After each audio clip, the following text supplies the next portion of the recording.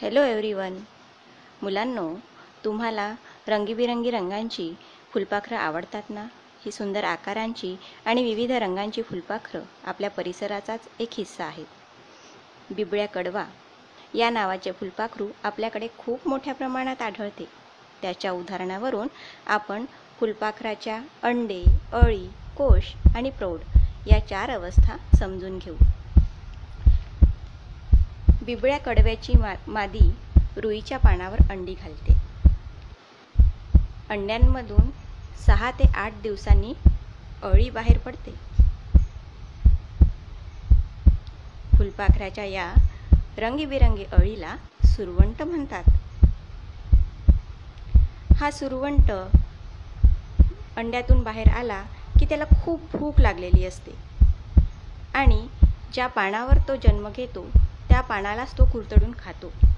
त्याच्या खाण्याचा वेग खूप जास्त असतो, म्हणून त्याची वाढही झपाट्याने होते.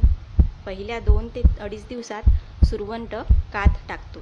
त्याच्या शरीरावर नवीन कात येते. जुन्या कातूतून सुरवंट बाहेर येतो, पुन्हा खाणे सुरू करतो आणि खूप मोठा होतो. 2-2.5 दिवसांनी तो परत कात टाकतो. हे कात टाकण्याचं त्याचं सत्र 4 वेळा सुरू असतं. बिबळ्या कवळा नावाचे हे फुलपाखरू सुरवंट अवस्थेत 10 ते 12 दिवस असतं आणि 5व्या वेळी त्याची वाढ पूर्ण झाली की सुरवंट आपल्या खालच्या ओठातून एक प्रकारचा रेशमासारखा लांबलचक धागा काढतो. स्वतःभोवती तो धागा लपेटून घेत छोटेसे आवरण तयार करतो. त्या आवरणाला कोश म्हणतात. कोशाच्या आत बिबळा कडवा 11 किंवा 12 दिवस असतो. या अवस्थेत तो काहीही खात नाही, पण त्याने स्वतःभोवती निर्माण केलेल्या आवरणाच्या आत त्याच्या शरीरात महत्त्वाचे बदल घडून येत असतात. त्याला त्याच्या पायांची लांबी वाढते. त्याला आकर्षक पंख येतात.